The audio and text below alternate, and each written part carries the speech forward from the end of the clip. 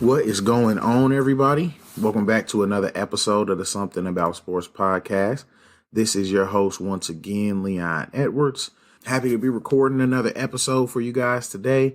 This is going to be episode 9, I believe, is the count. If I'm messing up the count, don't kill me, but I think this is episode 9. And I just want to continue to say thank you guys for being here. Continue to say thank you guys for supporting. I appreciate it. I've been seeing a lot of people engaging with me on social media. We're gaining some followers. It's been fun to continue this process and keep bringing this content to you guys. And everybody that I talk to seems to enjoy it. And that makes me happy. I want to make sure that you guys are enjoying the product. You guys are getting something out of it. You're investing the time to listen. I at least want to give you something quality. And of course, I know I'm still a beginner in this. So I'll continue to try to get better, continue to try to hone my skills at this and all of that. But just want you guys to know that stuff does not go unnoticed and it's appreciated. And I can't say it enough, as you guys probably notice now, because I say it just about every episode. But I want to put it out there. But this episode got a decent amount of stuff I want to talk about, getting a chance to just talk about stuff from a full picture, full scope of sports instead of just my teams for the first time in a little while. So I'm excited about that. There's some things I want to bring about the NBA. We'll do some baseball, we'll do some football, and that'll be what we call it for this episode. So I want to hop right into this without taking too much extra time here at the beginning and get this thing going and just hop into the NBA playoffs. So that's the most important sports event going on right now as far as this podcast is concerned, since teams are competing for a championship. The NBA playoffs are in full swing. The second round is officially underway. The whole second round is set. All 8 teams are in there. The first round of the NBA playoffs was fun to watch. It was interesting. There was a lot of interesting storylines, a lot of different things. I talked briefly about this on episode 8 about some of the playoff series, the way that they were starting, the play-in tournament and different things like that. So some of this maybe overlap for some of you guys that did listen to that episode, but I'm going to go back through each series, talk about what I thought about each series. Some will be shorter than others because the series were short and pretty much just blowouts. And then others, I'll go in deep. I'll start with the series that I enjoyed watching the most out of all the series. And it just so happened to be the series that was the only one that went to 7 games. It was the most fun series for me, for sure, to watch just because of the competition and because of how much I like Luka Doncic.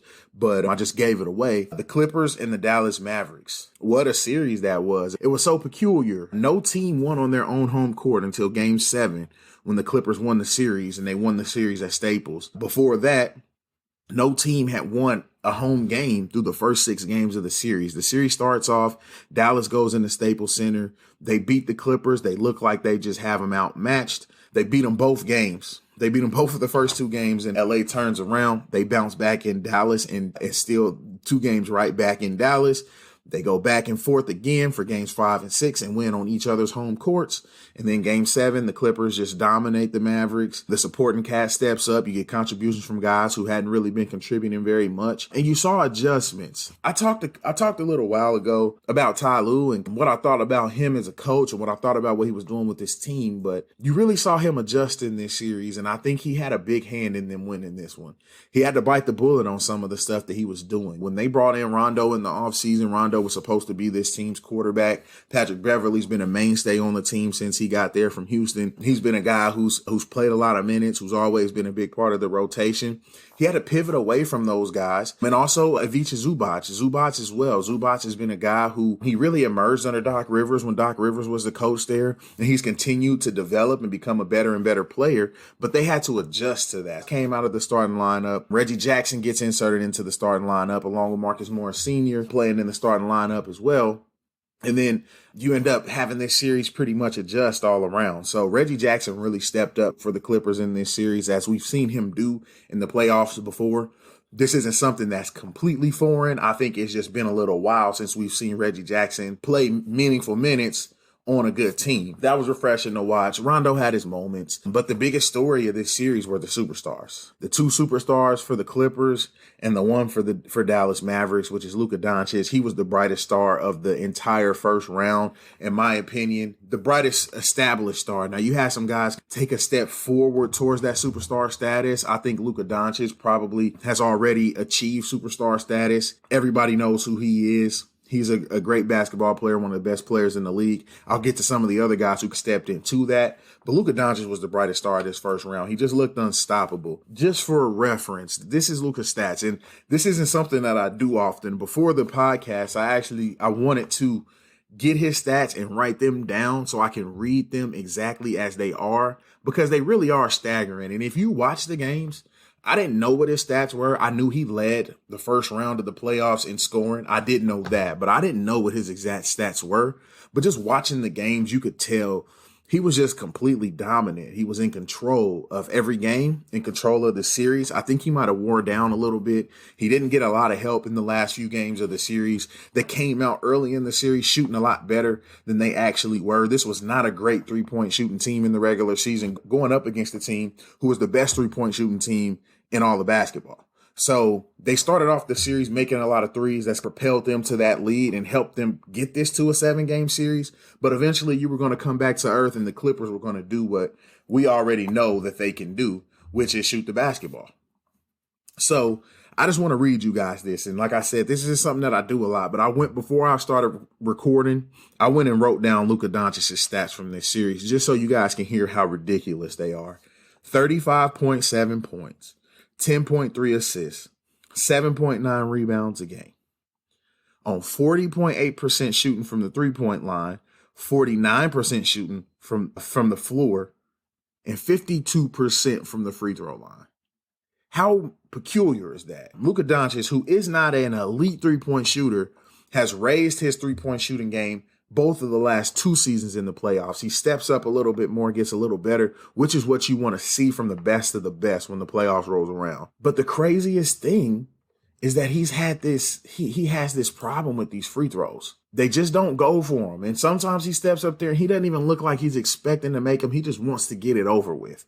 I've never seen anything like it before. How good of a shooter's touch he has, how good of a bad shot maker he is from the floor, be so bad from the free throw line for so long. I mean, it was just consistent throughout this entire series. And I don't want to dwell on that. I just want to talk about how that was just one of the more weird things in this series that was weird overall. The series was absolutely insane. It was weird. You had a game 7 where Marcus Morris Sr. tied Stephen Curry for the most 3-pointers made in a game 7. Just things like that. It was a crazy series to watch. It was definitely fun to follow. It was fun to watch the Clippers wake up. At the beginning of the series, it looked like the Clippers thought just from being the Clippers and being a good team that they were just going to coast. And the Mavs brought the fight to them. And they woke the Clippers up. And I think that's going to help the Clippers through the rest of the playoffs. I think that'll help them tremendously, actually. Just continue to be able to play at the level that they were brought to playing at after they were punched in the mouth by the Mavericks. They played with some urgency in game 6 and game 7, which wasn't something that we've seen. And I think that more so speaks to their stars on the team. Neither one of those guys plays with a natural urgency. Paul George is a smooth kind of player, plays within the confines of the game. He's not, I'm going to go get it type of player. Kawhi Leonard is the same thing. At an ideal situation for Kawhi's playing smooth. He's playing under control. There's not a lot of urgency to his game, but you saw them wake up. When they were down 3-2, this Clippers team woke up. They realized they had to play with urgency. They realized they had to bring it a little bit harder. They had to bring the fight to the game as well. They couldn't just be the ones responding to all the punches from the Mavericks. They had to throw some of their own. And it was just a fun series to watch. I was glad the Clippers pulled it out, even though Luka is one of my absolute favorite players. He has been since he was drafted. When I first caught wind of Luka Doncic, before he ever came over here, I got a chance I went out and I streamed his last EuroLeague tournament out online. I found it out on some European website, streamed his last EuroLeague tournament where he won MVP. I believe he was 17 at the time, 18 at the time. And I remember just watching him and just seeing how in control he was for how big he was and how much he had the basketball and how in control of the game he was. Not only just in control of himself, but he controls the entire game when he has the ball. From that time watching him, I believe I only got to watch 2 or 3 games over a few days. It was just the championship round or whatever, the end of the tournament, semifinals and the finals. And he won MVP of that tournament and all of that. But just coming away watching that, his last little time over in Europe before he made his trek to the States, I knew he was going to be an outstanding player. I still don't know if I thought he was going to be this good this fast, but I knew he was going to be really good as an NBA player. And I think when he starts taking it even more seriously, he gets his body in check a little bit more. I think he could be even better. You talk about him making half of his free throws. I don't have the numbers on how many free throws he shot, but if you say he shoots 8 to 10 free throws every game and he's only making half of those, that's the difference between 35 points and 65 to 70 points. And we could be looking at a guy averaging 40 points in this series just off of free throws, just off of making more free throws. And it was effortless for him. Amazing series. Superstar stepped up in a big way. I don't usually talk about the losing guys that much. I will today a little bit because this will be my last opportunity to talk about these guys, because as we follow the playoffs, I want to follow the teams that are winning. So this will be my last opportunity to talk about these guys. As these teams lose, I'll give them their due. The guys that I feel like deserve that due, I'll give them their due. And then I'll continue to cover the other teams as the playoffs go on. I do want to tip my hat off to Ty Lue. I think he proved a lot in this series with the adjustments that he made. I still think it took him a little bit long to run second defenders at Luka Doncic, and then they didn't really commit very well to those double teams. But I do think he made good adjustments. I like that he threw a lot of different looks at him and different things like that. But when it came down to money time, it was Kawhi Leonard versus Luka, and that's what you want to see in these high leverage situations. Hats off to Ty Lue. Hats off to Kawhi and Paul George for willing their team to this series victory that looked like it was not going to be very likely after those first 2 games in LA. I want to give them a shout out. They move on to play against the Utah Jazz, who beat the Memphis Grizzlies in 5. I did talk about that series in the last podcast, I believe episode 8. I did get a chance to talk about that series a little bit. And I threw out there that the Grizzlies won game 1, but that was without Donovan Mitchell. I didn't put a whole lot of stock into that, but the Grizzlies were hungry and hot coming into the series. They put up a fight in most of the games. The Jazz did have to fight to win the series, but the Jazz weren't the team with the best record in basketball by accident. That's a really good team. That's a team that has a lot of different ways they can beat you. They have a lot of different guys they can run at you. And when Donovan Mitchell is playing at his tip-top level, which he seems to do in the playoffs, it's hard to beat him. And that proved against the Grizzlies, even to Ja Morant's greatest efforts. Ja Morant is not primarily a scorer only. Ja Morant is a facilitator. He's a true point guard with the athleticism to jump out of the gym and the scoring ability to take over in his spots. But he's not a primary, I'm just going to go out here and score 30. And he did that in this series because he realized his team needed it. He averaged 30 points in this series, I believe, is what he ended up averaging. Don't quote me on the exact number, but I think it was 30 or close to. You want to give him credit for coming out and showing well in his first time in the playoffs. You hope that team continues to grow. They continue to stay healthy and develop together. I like what Taylor Jenkinson's doing there. I think he's been a really good coach for that team. And then the Utah Jazz, they're just phenomenal. They're a phenomenal basketball team. You got the great 1-2 punch outside in with Donovan Mitchell and Rudy Gobert, who I believe Rudy Gobert will be the NBA Defensive Player of the Year again this year. Just how much he's developed in guard and perimeter guys. I talked about that a lot in the playoff preview as well. You got the 6th man of the year, Jordan Clarkson. You got the runner-up, Joe Ingles. You got Mike Conley, a veteran who was actually going up against his old team. I thought it was pretty crazy. In game 1 of that series, Ja Morant actually broke the Grizzlies' playoff record for points in a game. And he was going up against Mike Conley, who's arguably the best player in the history of the franchise. So I thought that was pretty cool to see that passing of the torch right there with Mike Conley being on the floor with Ja Morant as he achieved that. And you got Mike Conley, the veteran. You got a lot of other guys that are able to step up for this Utah Jazz team. It's a dangerous team. I think going into this series with the Clippers, that's going to be a slugfest. It's looking like the Clippers are probably going to have the toughest fights because I can see this series also going to 7 games. I still believe the Clippers win the series. I think the Clippers are going to the finals. They're my finals pick from before the playoffs, and until they lose, I won't change that. So I think the Clippers are going to the finals. I think that they win this series in 7 games. I don't know if they get tired. The Jazz only had to play 5 games. And Donovan Mitchell only had to play 4 of those 5. Maybe they're a little bit fresher. They've been sitting and waiting for a little while now on who was going to win that Clippers-Mavs series. They're going to be fresh, but the Clippers are coming in uber confident after making that comeback series win. I think they're ready for the playoff pressure now and the intensity. I think they came out a little slow to get it started, but I think they're ready now. And I think that they're going to come out in this series and they're going to bring the fight to the Jazz. And we're going to see an awesome series because the Clippers also have a lot of depth. That's a team that I think can match a lot of the depth of the Jazz. They're one of the few teams probably left in the field that can say that. But they can match that depth of the Jazz and they can play with them. I think that's probably going to be the most or second most fun series of this round. I guess that remains to be seen how that all plays out, but I'm going to take the Clippers in that series in 7. To my second favorite series to watch in that first round was the Denver Nuggets and the Portland Trail Blazers. Another series where a lot of the games were hotly contested. The teams played really hard all series. Damian Lillard played absolutely out of his mind. I'm just going to take a second to appreciate Damian Lillard and what he is doing right now. I don't remember if it was on this podcast or if it was in a conversation that I've had outside of the podcast, but I've told people Damian Lillard would be held in the same regard as Steph Curry if Stephen Curry didn't exist. I think with the presence of Stephen Curry in today's NBA, I think it's easy for a lot of fans who don't really actually watch a lot of Damian Lillard to minimize what he's doing. And I don't want to say they don't respect him. I don't want to say they don't think he's a great player.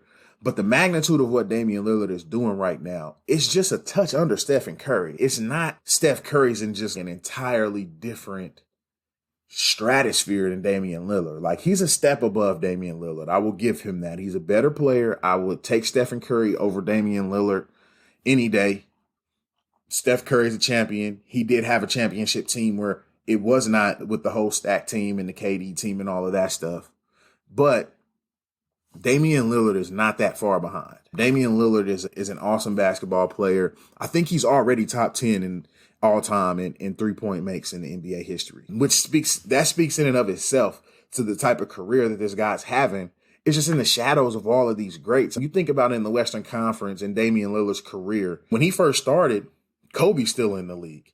You've got Tim Duncan and the Spurs guys are still in the league. And then you still have LeBron James coming over to the West over these last few years, but he's been in the East and running the East and still winning all of these championships. And that's not even mentioning Steph Curry. That's not mentioning Chris Paul and the Clippers. And then with the Rockets, and then you got the Thunder with Russell Westbrook and Kevin Durant and James Harden. And then you got James Harden going to Houston and KD going to Golden State with Steph. There's just been so much other things overshadowing the Blazers because the Blazers have always been there. They've always been a playoff team and been a good team. They've never been a great team. And out of all their seasons with Dame at the helm, they've made it out of the first round one time. And that was a year they made it to the Western Conference Finals. And I believe they only won one game in that Western Conference Finals series against the Golden State Warriors. And that was when they didn't have Kevin Durant. All right, so I had to come back and hop right back in right here real quick because I know when some of y'all heard me say that Damian Lillard only made it out of the first round one time, you probably called me out right at that moment. How could I forget about the game winner against the Rockets, game 6 game winner at home? Probably, just his intro to the league, like the most iconic one, the one that really put Dame on the map. And of course, we've seen so many more from him since then, but can't believe I forgot about that. Had to come back and give him credit. I said this was a Damian Lillard appreciation segment of the podcast, and I wanted to make sure I came back and gave him his props for that, especially after what he did in this series, which I'm about to continue talking about.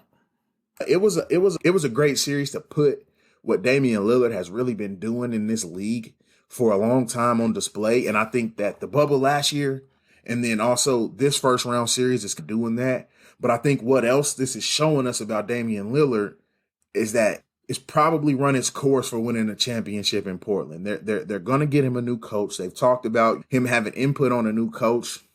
But I think with the roster construction as is, I just don't know if it's going to work. I think you got to break up him and C.J. McCollum. And I like C.J. McCollum as a player. I just don't know if those two together are the formula. They tried to bring in some other good perimeter defenders and different things like that. I just don't know if CJ and Dame are a championship formula. I think you got to upgrade that for Dame. And if you are going to keep Damian Lillard in town, you have to get better players around him. This is a guy who can be a leader of a championship team. I have no doubt about that.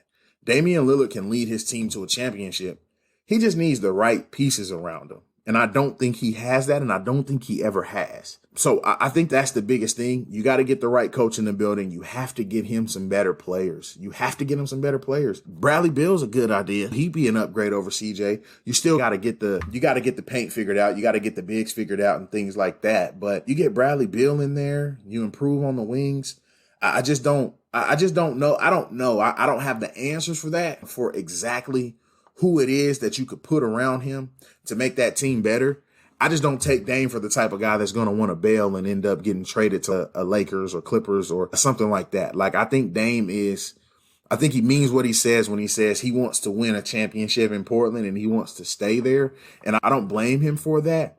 But I think it's time for him to force the issue, because it's just, you watch the game 5 of that series. It was discouraging. If anybody watched that game, Dame Lillard single-handedly just willed this team to a double overtime loss.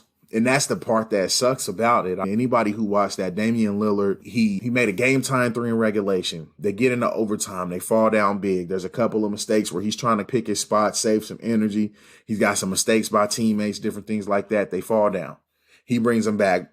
He brings them back off of his shooting, and then I believe he gets fouled on one drive to the basket and gets an and one there as well. He brings them back off of that. Another game-tying 3 at the buzzer of overtime. They go into double overtime. Same thing. He's trying to pick his spots. They don't fall behind as big in this overtime, but the Nuggets are taking control. And then Dame does his thing again at the end. Gives CJ an opportunity. I believe they were down 2 at the time, maybe 3. Tries to give CJ an opportunity to go get a bucket. CJ ends up stepping out of bounds. And then I think a possession or 2 before that, he gives up to Robert Covington for a wide open dunk attempt. He misses. You just have these guys letting Dame down, and it was sad to watch, if I'm being honest. And that's not to just bash his teammates and say that Dame's not to blame. There are times where Dame can get a little 3-point happy and different things like that, because Dame has the ability to drive the rim with the best of them, and he has the hops to dunk on people. But I think he saves energy for Dame time, what we like to call it, down the stretch of the game.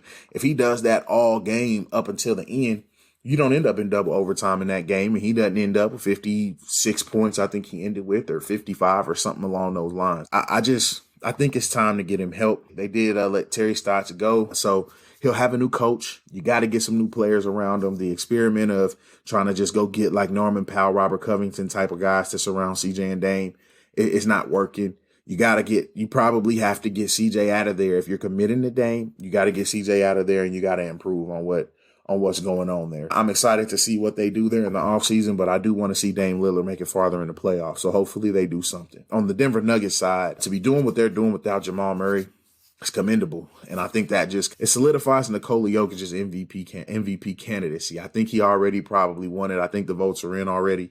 I'm sure he won it already. I'm a Joel Embiid fan. I probably would have voted for Joel Embiid off of bias alone, but that's not to say that I don't think that Nikola Jokic is deserving. I think he's deserving as well. And what he did in that series, Michael Porter Jr. really took a step forward in that series. Austin Rivers being a veteran presence and doing what he's doing. You got to credit Mike Malone. He's pushing the right buttons. He's finding the right combinations of players to play, finding the right approaches and things like that. So you got to give him credit for this as well. And they're going to move on to the second round, and that's without one of their best players and arguably their best player from the bubble last year in Jamal Murray. I don't know what that's going to look like against the Suns, who I'll get to the Suns here shortly. I don't know what all that's going to look like against the Suns without Jamal Murray, but we'll have to wait and see how that series plays out. But I did want to give the Nuggets a shout out. I'll talk about what the series looks like with Denver and Phoenix coming up. That brings me to this next series. This is probably the biggest surprise of the first round, which I think is crazy because the Lakers are were a 7 seed, but I think them losing in the first round was unfathomable for most of us. We've never seen LeBron lose in the first round before. I honestly probably didn't think we ever would. The Phoenix Suns came out and brought the fight to the Lakers. Some of that was injury. I know they reported that LeBron was only about 85% healthy. Anthony Davis was nicked up a lot in the series. He missed the game. He tried to come back. He hurt his groin. Then he aggravated the groin in game 6 trying to play in the elimination game when he probably should have never been trying to play anyway. The Lakers unraveled in front of us. LeBron's always been invincible. He's always been I'll make it work with who I have type of guy. But this LeBron that we saw in this 6-game series against the Phoenix Suns, I think Father Time is catching up to him, because this LeBron that we saw, he wouldn't have taken some of those Cleveland Cavaliers teams to the finals. I think that Father Time's catching up, and also the supporting cast is really not a conducive supporting cast to today's NBA. It works when Anthony Davis is playing because Anthony Davis can play outside and inside. So it works having a lot of guys out there who aren't great three-point shooters. This team was never a good three-point shooting team, and the Suns pretty much just played into that. They let him have to shoot all the threes they wanted to, including LeBron James, and the Lakers shot themselves right out of the series. They made a lot of bonehead plays. You have guys like Kyle Kuzma, just live ball turnovers, stupid passes, missing defensive assignments. Dennis Schroeder so erratic and up and down. It was just not a great series for the Los Angeles Lakers, and I think a lot of that, you can attribute some of that to Father Time. You can attribute some of that to Anthony Davis's injury, and you can attribute some of that to Frank Vogel and Rob Pelinka as well. I think Rob Pelinka, I don't know that he valued Dwight Howard and JaVale McGee as much as he probably should have after last year in the bubble. You talk about those guys being absolutely dominant inside. They overmatched everybody. And then he tried to recreate that later in the season, bringing in Andre Drummond. It didn't work the same. And then you have a guy, Montrezl Harrell, who you pay a decent amount of money to, 6th man of the year last year. We know what he can do. Frank Vogel never figured out a way to integrate that to make it work for the Lakers. You talk about a guy who you brought in at the beginning of the year to be a big part of your bench who doesn't play a lot in this series. You just can't have that happen when Anthony Davis is injured. It's not going to work that way. You can't have Anthony Davis injured, Andre Drummond very limited offensively, and then Montrezl Harrell not playing. What are you going to get up front? Where's that going to come from when that was a bread and butter of your championship team just a year prior? And this is a team that can't shoot. I think there's a lot of people to blame, a lot of things to blame for this Lakers unraveling. The biggest thing to me that jumped out, though, was Father Time and LeBron James. I'm not going to lie to you. LeBron looked old in this series. He looked like he needs a lot more help than he's needed in the past. LeBron, what year was that? 2018 when they went to the finals and they got swept by the Warriors? 2018 or 2017, one of those years when they played against the young Celtics in the Eastern Conference Finals. That LeBron at least takes this series to 7 games and probably wins it. This LeBron we saw in this series looked tired. He looked fed up with what else he had on the roster. And I think that there are going to be a lot of changes made in LA. And this is also something that I feel like we say a lot for LeBron James and probably not as much for a lot of other people. It's just he needs a lot more help. He needs more help when they're winning. It's all about him. When they're losing, it's not. And that's not me saying this. I just think he's entering into that Tom Brady legacy act of his career where I can still win you championships. I just need more people around me. I need a great team around me and watch me take him to the promised land. So let's see how the Lakers respond to that, because if we can see that as fans, we know that Rob Pelinka and Frank Vogel and those guys in that front office, and ladies as well with Janie Buss, but those folks in that front office, you know that they're gonna be thinking the same. So enough about the losing team. The Phoenix Suns were brilliant in this series. Another guy we can talk about taking a step. Just about every series so far, we've had somebody we could talk about taking a step. Devin Booker. Devin Booker is just turning into a superstar in front of our eyes. We've always known he was a good player. He's been snubbed for the All-Star game 2 years in a row. He was probably the best player in the bubble last year behind Damian Lillard as far as teams that were trying to play in. I can't say enough about how good he looked in this series. With Chris Paul being up and down and being hurt a lot, Devin Booker and DeAndre Ayton, their young guns really stepped up and they really showed a lot of resolve. They showed a lot of resilience, and they showed why they were the second best team in the West this year. I really see Chris Paul and Monty Williams' handprints all over this team. You got to give a big shout out to that team. I wouldn't be surprised if we see them in the Western Conference Finals just because of how good they are. They are actually a good team, and they prove that, and I'm happy for Monty Williams. And I guess this is a good time to talk about him being snubbed. That was one thing I wanted to talk about. That was one of my only other things that I wanted to talk about the NBA. Monty Williams was snubbed for Coach of the Year. Tom Thibodeau got it. I understand how bad that the New York Knicks have been, but the Suns haven't been very far behind. You think about all of these top lottery picks on this Suns team right now that are contributing for this team. Devin Booker, You talk about Mikal Bridges. You talk about Cameron Johnson. You talk about DeAndre Ayton. And that's 4 guys right there that have all been lottery picks in the last, 7 years or so? That's not a long time. This team has been bad. And then you talk about some of the other guys that the team has drafted that are gone already. Those aren't even all the guys. This is a team that's been struggling as well. It's just not the Big Apple. But they went from being a bad team to last year going undefeated in the bubble and taking a huge step forward and carrying that momentum into this year, which is not easy for a young team, while integrating a very big personality. I don't think anybody will argue that Chris Paul is a big personality, and he comes in and he expects a lot out of the guys on his team. I don't think that anybody would argue that. Chris Paul is a huge personality. He's a guy who's gonna want the best for his team, but he's gonna expect a lot out of you. To integrate him into that over the offseason and continue that momentum into being a top 2 team in the West, it's just something that I think should be awarded. I think Monty Williams deserved that award personally, and it's nothing against Tibbs. I think he did a great job. I think the Knicks did good, but the Knicks won a lot of games from just being the team that played the hardest, from playing good defense. The Suns did it all, and I think that the Suns were an overall good team. The Knicks were a good story. The Suns are an actual good team. And I wish Monty Williams would have gotten that award this year. I think he was well deserving. I think he got snubbed for it, but I think he would trade that in for a trip to the finals and a chance to win a championship for anything. I think he would trade just about any award, any accolade you can get for that. He's getting the last laugh in that, the last say in that conversation. And he's showing now why he should have won that award. I think he's showing that now, and he's going to continue to show that as these playoffs carry on. Anyway, shout out to the Suns for not only putting the Lakers away, but putting the Lakers away in convincing fashion. When AD went down, most people probably thought LeBron was still with them there, but they were like, nah, this team isn't as good as us without Anthony Davis, and we're going to prove that. And they did that in both of the last 2 games, just absolute annihilation. I want to give them their credit. They came out and beat the Lakers. The Lakers pretty much couldn't do anything about it. Going up against the Denver Nuggets, that series is 1-0 already, so it's a little bit of a cheat.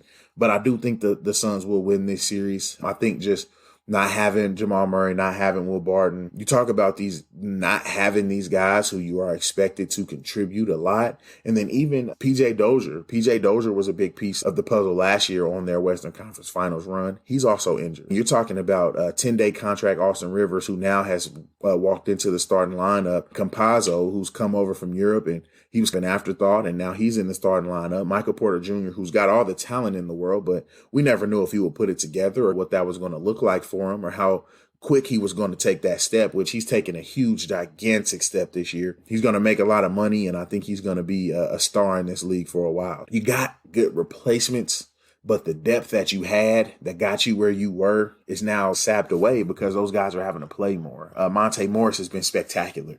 Don't let me forget about Monte Morris. Monte Morris has been absolutely spectacular on this run for them as well. I'm happy that he's getting his due. I've been a big Monte Morris fan since he was at Iowa State. I watched him carve up KU for a long time. He rarely ever turns the ball over, always makes the right basketball play. So shout out to him too. I can't believe I forgot to mention him when I was talking about that series. He's been amazing too for them. You got to give credit to those guys for stepping up, but this is a Phoenix Suns team with, in game 1, looked like a rejuvenated Chris Paul. He looked really healthy in that game, and the rest of their team is healthy, and I think they're hungry right now, and I just don't know if they have enough. I don't know if the Nuggets have enough, and I think the Suns win that. I think we see the Suns and the Clippers in the Western Conference Finals. That's what we're looking at on that side.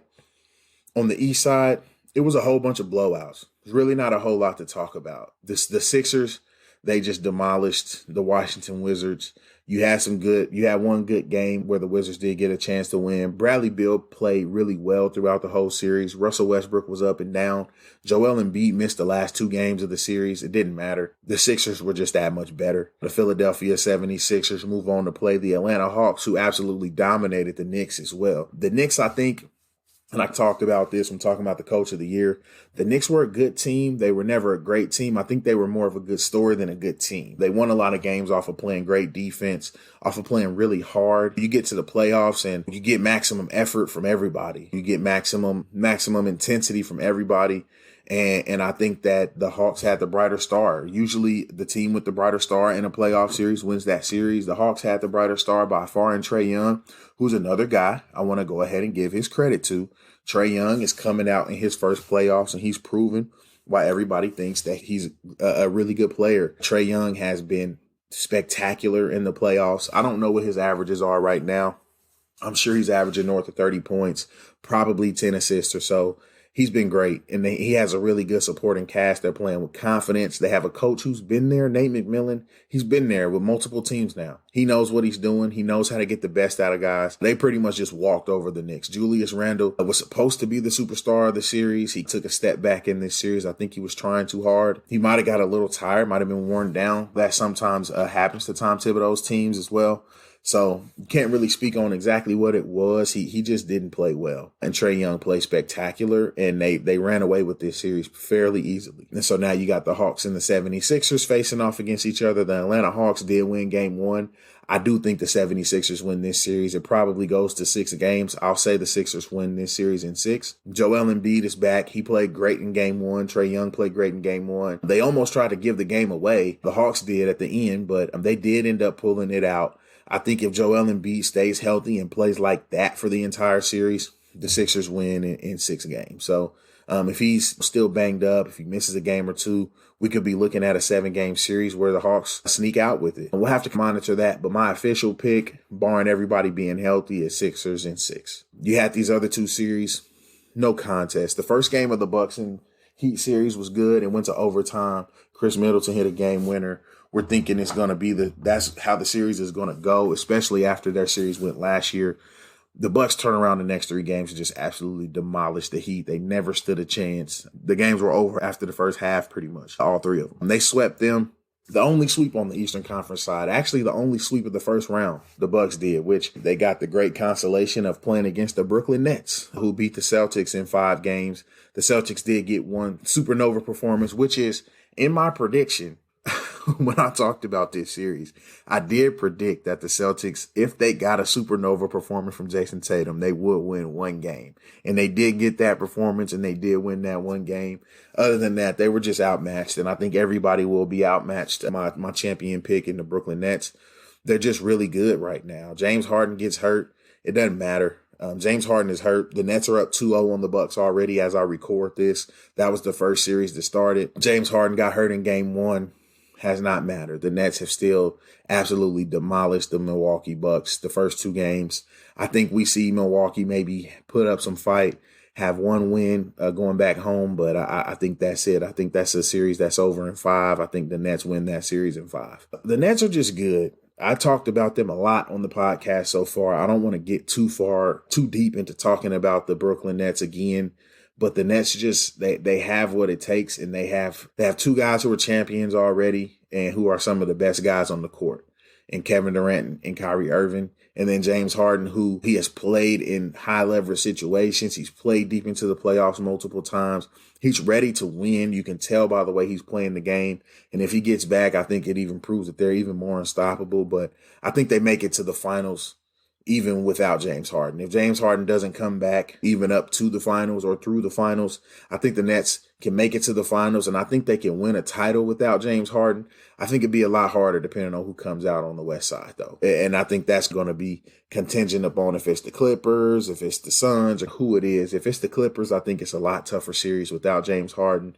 If it's the Suns, I think it's a tougher series without Harden as well. But that remains to be seen. But I do think that we'll see in the Eastern Conference Finals, the Sixers and the Nets. And I think in the Western Conference Finals, we'll have the Clippers and the Suns. And that's kind of what we're looking at. But I'll keep following this throughout the rest of the playoffs. I know this was a long segment. I just wanted to talk about that first round and get my thoughts out on some of these guys. But as far as NBA, that's all I wanted to talk about today. I'll zoom through the rest of this stuff that I wanted to talk about as well with baseball. Mike Trout announced he's still a few weeks out, and I'm ready to see Mike Trout back. My Royals are in LA right now, in Anaheim right now, playing against the Los Angeles Angels. I would have loved to get to watch him play against the Royals, but his teammate Shohei Ohtani is a great consolation prize. He's probably more of a draw now than Mike Trout, which is crazy to say. The guy who's been the best player in baseball for the better part of a decade is being outshone now by a teammate. But this dude, Shohei Ohtani, is just something special. He's top 3 in the league in home runs. He's super fast on the base paths, and he just struck out 10 guys the other day. This isn't a normal guy. and he's in the conversation for MVP, and I know Vlad Guerrero is a better fielder because Shohei Ohtani does not play the field. He's a better fielder. He's probably right on par with him as a hitter. I won't say who's better, who's not better, but I will say that that's going to be a tough conversation at the end of the year. It's going to be hard for me to take an argument for anybody other than Ohtani if he keeps up the way that he's pitching now. If he keeps up the way he's pitching now and hitting now, it's going to be hard to pick anybody else. But I think we have to be objective because he's going to be around for a while. He can't win MVP every year. So maybe the novelty of this will wear off. We haven't really seen this since Babe Ruth, a guy really actually dominating as a pitcher and a hitter. We haven't seen this in the majors in a long time. But I do think that you have to at least acknowledge that, what he's doing. And if he stays on pace and he's top 3 in home runs and he's tops in the league in stolen bases, he's running the bases well still, he stays healthy, he's one of the better half pitchers in the American League, I just don't see how you don't give it to him. And I know Vlad Guerrero's making a case. He's probably second place right now in the American League or first place, depending on who you ask. But it's going to be a tough decision. I'll just put it like that because Vlad Guerrero Jr. is having an awesome year as well. I think he's up to 18 or 19 homers now, leading the league in home runs. So we'll see how that all plays out. But I did want to shout out Ohtani and say where I was at on the MVP race on the American League side because I've seen that conversation coming up over the last few days. So I wanted to at least bring it to the podcast. If I had to vote right now, it'd be Shohei Ohtani because of the novelty. But I think if you are voting for Vlad Guerrero, you can make a case. And I think that he's going to be very hotly contested. If he stays this hot the rest of the year, he's going to be up there in a lot of people's conversation for MVP for sure. The only other story I wanted to talk about in baseball on this podcast, which is why I went a little long on basketball because I knew I didn't have a lot of other stuff I wanted to talk about or I had to talk about. Tony La Russa, he's got the second most wins in Major League Baseball as a manager now. He's a great manager, proven to be a championship manager. There's been some stuff that's come up with him over the last month or so. He threw some players of his under the bus, different things like that. I'll just say congratulations to Tony La Russa. What he's accomplished isn't something that a lot of people will get to see in their lifetime, a coach win this much. So I will say congratulations to him. I do think Tony La Russa being around is one of those things that you guys hear me talk about this all the time with baseball, that baseball is falling behind in the United States. It's falling behind other sports.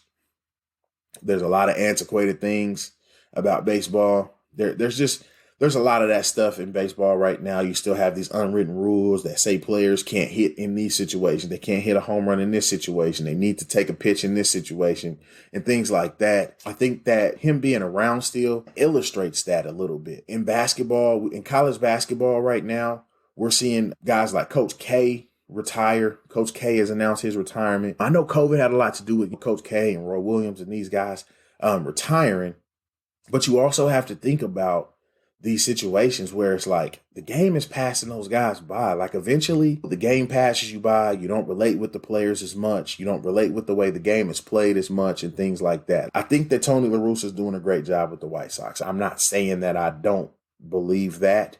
I believe he's doing a great job.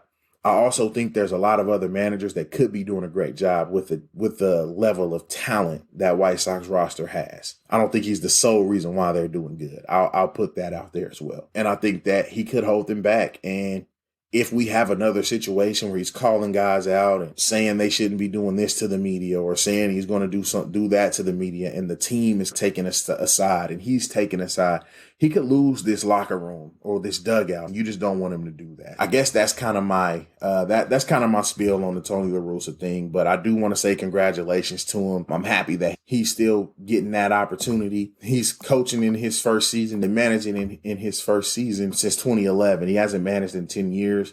Decided to come back to the White Sox again for another stint. I think he's going to finish a second. He's got over almost 1,000 wins to go to get to first. I don't know if I see him being a skipper for that much longer. I think he's going to end his career at second. He might not get caught up at second for a while. We'll have to see how all of that goes. But I did want to at least give him his flowers on that.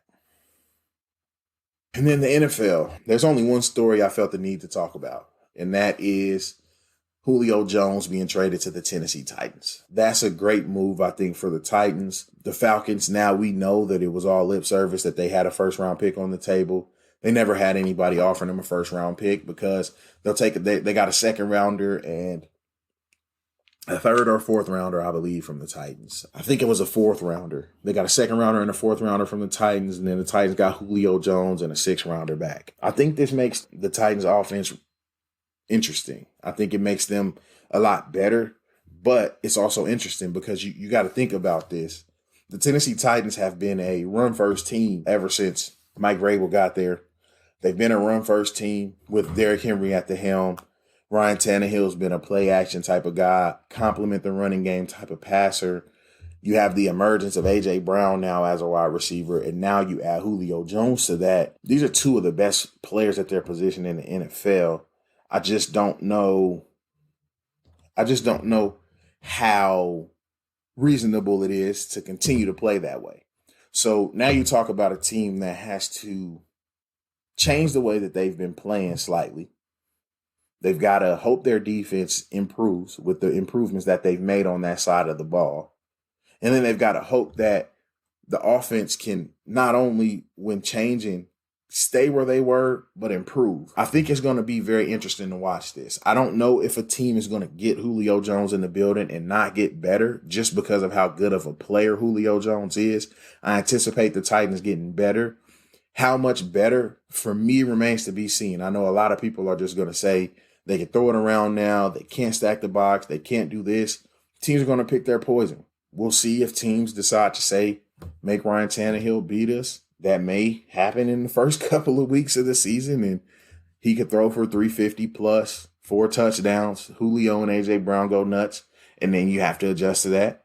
We may see teams sell out to stop the pass, and Derrick Henry goes nuts. So I see a path for this offense to being good. I just think that this isn't like a situation where you're just adding Julio, keeping the offense the same, and getting better. Because you don't add a guy like Julio and still throw it less than 25 times a game. It's just not, I just don't think that it's smart to do because that's the strength of your team now. Not to say that the Titans didn't get better, not to say that this wasn't a good move for the Titans. I think this was a great move for the Titans and for what they had to give up and where they've been in this middle of the pack, just spinning around in the middle of the pack of the AFC. I think this is a move you got to make. See what you can get. See your ceiling with Ryan Tannehill and Derrick Henry and Mike Vrabel in this regime right now. You were just in the AFC Championship the year before last. See where you can get. See how far you can go. So I don't fault the Titans for that. I don't know right now how much better I can say they are. I think that's where I am with the Titans. I think that this makes them better. I think this probably makes them the third best offense in the AFC now. I think that's where I would put them as a team and winning games. That remains to be seen. So we'll see. It doesn't really scare me as a Chiefs fan. I'm going to say that. If he would have ended up in Buffalo, who already passes a lot, if he would have ended up in a Cleveland, who we've seen be able to pass a lot, who we've seen be able to win that way, if he would have ended up in a Baltimore. And in Baltimore, actually, he might not have scared me because the other weapons, we don't really know. I think Tennessee probably a little scarier than Baltimore just because they had A.J. Brown already. They just went and got Josh Reynolds. They got Derrick Henry. They got a good framework. So actually, I'll say that it's a little bit scarier than maybe Baltimore getting them, but it doesn't scare me to the point to where I think that they're passing the Chiefs. And when I say scary, I'm scary as in, are they scary to me for passing the Chiefs? I don't think so just yet. I think I need to see them play first, and I need to see how their offense evolves with Julio at the helm. We'll see how all of that plays out. Good for them for going to get him, for listening to A.J. Brown. A.J. Brown's been campaigning for this. Good for them for going to get him. You got to take your hat off to him for giving it a chance. And I'm excited to see how it plays out, though. We'll have to see. With that, that's going to wrap up everything I wanted to talk about on the podcast today. I appreciate you guys for continuing to listen, continuing to support and things like that. SA Sports _podcast on Instagram. Go follow. Been posting stuff up there. Something about sports on YouTube. I got the YouTube page fully updated. All of the episodes are there. I'll try to keep up with that from here on out. I still haven't made that Twitter yet. I'm still just contemplating back and forth on if I'm going to make the Twitter. But I still do have the email if you want to reach out to me as well. sasports913@gmail.com. So I got a few ways for you guys to interact with me. If you have questions, concerns, or anything, just want to say thanks one more time. I appreciate you guys for being here. I appreciate you guys for continuing to listen to me, continuing to support the podcast. It really does mean a lot. So thank you guys so much. And until next time.